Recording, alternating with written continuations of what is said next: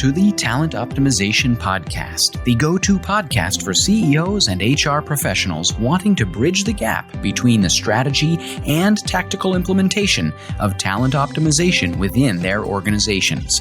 Through interviews, predictive index, and personal experience, your host, Traci Scherck, helps you discover the facets of talent optimization from both a CEO and HR perspective to truly create the dream team for your organization. Are you ready? Let's get started. Welcome to Talent Optimization. My name is Traci Scherck, and we are chatting today about mentoring. It is the topic of our month. And today's conversation is looking at how do we create mentoring programs for high potentials, and should you, right? So as we look at that, I really want you to think into your organization and say, what is that business strategy as an organization that we have? And what are those key business results that we're looking to get? If we're not getting them, why? Here's the thing. Every business problem is a people problem.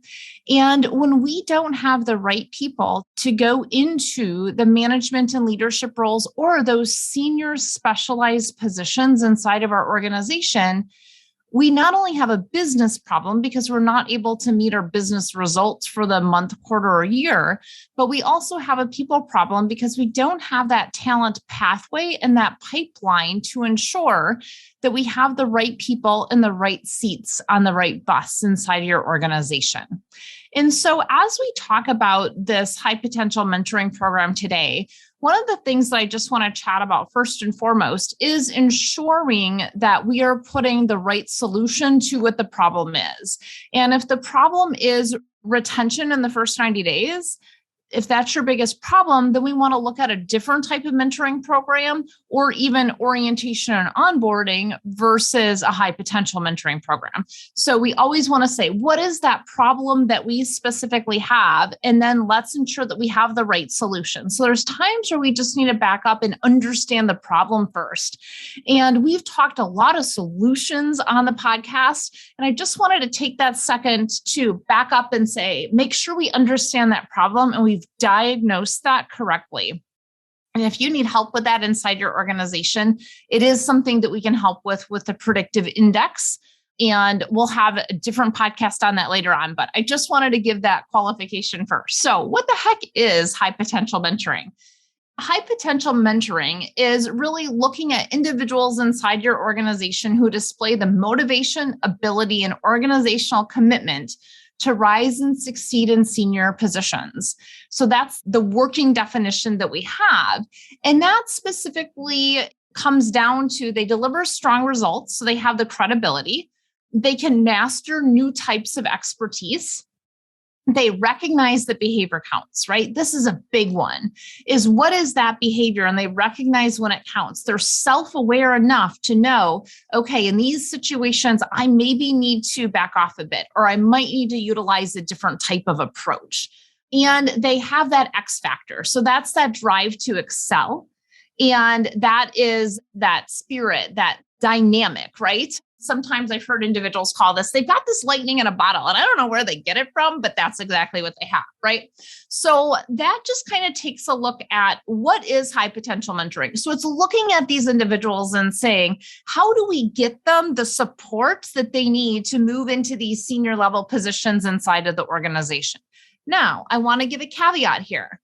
There are potential issues with high potential mentoring programs, specifically when it comes to diversity, right? So we want to make sure that we don't inadvertently discriminate against individuals by creating these types of programs, because guess what? The pathway is not always equal, right? So, and the playing field's not always equal. So we want to make sure that we definitely pay attention to that. And then we also really want to note the distinction between high potential and high performance. And so there's a Forbes article that notes this. One of the main reasons why high potential programs fail is that they focus too much on sometimes exclusively on performance versus on where they can go, right? So here's a couple key notes within that. So businesses are usually not very good at measuring performance. And even if they are good at measuring performance, many top performers will fail to perform well at the next level, right? So there's a big distinction between you have the potential to grow specifically in your role and that performance side of it, right? So just because you have the potential doesn't mean you're going to perform. And so we definitely need to track that and ensure that we have some items in place to ensure clarity. And one of the key things we find is, do we have clarity around the expectations for this individual? And have we given them enough runway on that learning curve to get there and to get there successfully? And that's where these high potential programs can become incredibly powerful inside your organization. Again, there may be people that are not necessarily considered high potential that have huge career trajectory.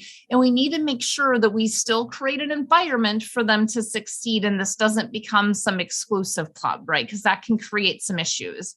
Attorney Bob Gregg will be joining us next week. He's with Boardman and Clark, and he's going to talk to us about what are all the pitfalls with mentoring programs. So note that's on deck. So let me go ahead and go back a second here. So what is high potential mentoring? And these are individuals that show that potential to move into that senior leadership position.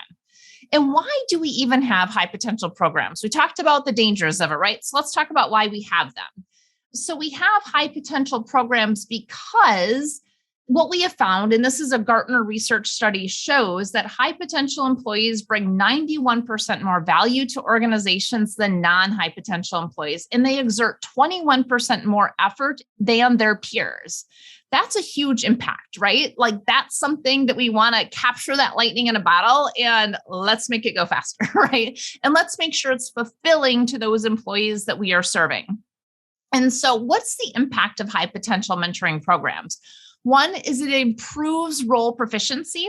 That's why 84% of leaders who receive mentoring reported becoming proficient in their roles faster, and leadership coaching that includes those goal setting and feedback has been shown to increase productivity by up to 88%. And that's from a Harvard Business Review study. And that was specifically relating to CEOs need more mentoring and what that specifically looks like. Here's another reason for mentoring. It gives better job satisfaction and higher confidence levels and more opportunities for growth. And this came from a Torch article. And so with that being said, there's significant research into why high potential mentoring programs are beneficial. We just need to make sure that we ensure that that outweighs some of those other things and that this is the right solution to the problem that you have inside your organization, because this is not going to be for every single organization, right? So now that we know what a high potential individual is, and we know why we do it, let's chat about what a program looks like, right? So one of the key things we want to look at is if we're creating a high potential mentoring program, we need to look at and say, what are the results that we want to get from this program? Again, this needs to be aligned with your business strategy and your business results. And so with that, we need to first name that. Again, this is a part of that people strategy. So we need to make sure that it is the right solution. And it's important that when we look at that, we can specifically name, here's the reason why we do it. Here's how we're going to set up some feedback mechanisms and ensure that we're hitting those targets, right?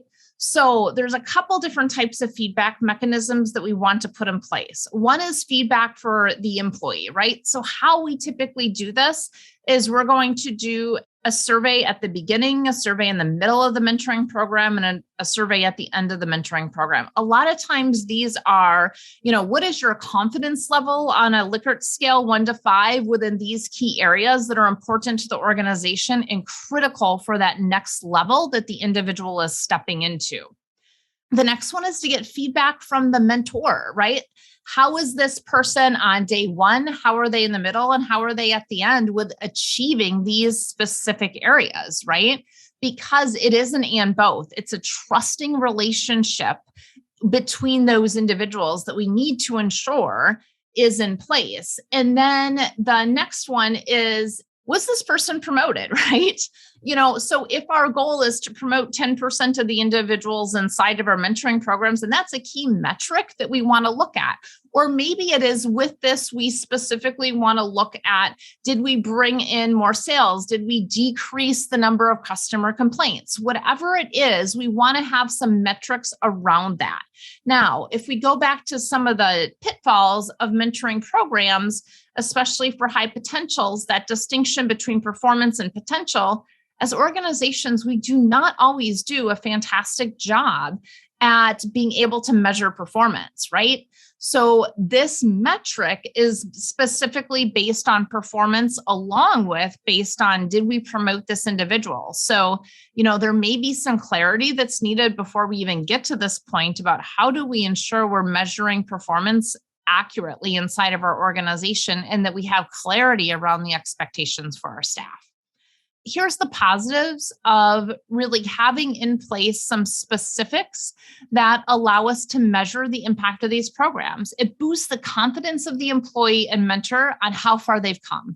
I don't know if you've ever been in that experience. I know I have, to look back after a year-long program or a 6-month program and go, oh my goodness, I don't even recognize myself from that time period, and so I think that that's something that's really important. And guess what? We all want feedback. We all will have imposter syndrome from time to time. And sometimes we just need some time that we can have our brain think, right? And have that person that we can walk through those things with that's been there and already done that in the organization. One of the other things that's important when setting up a mentoring program is what is the training that is actually given to the mentors, right?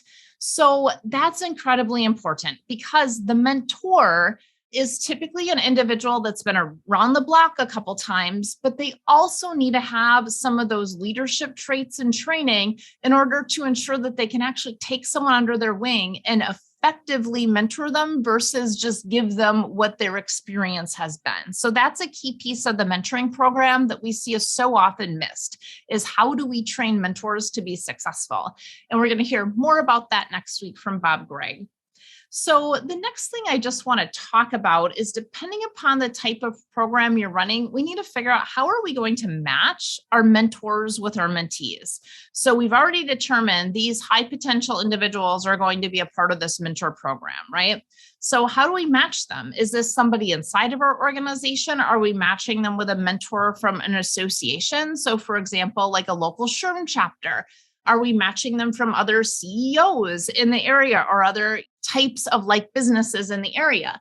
So we just really need to look at, where's our mentor pool coming from and how are we matching?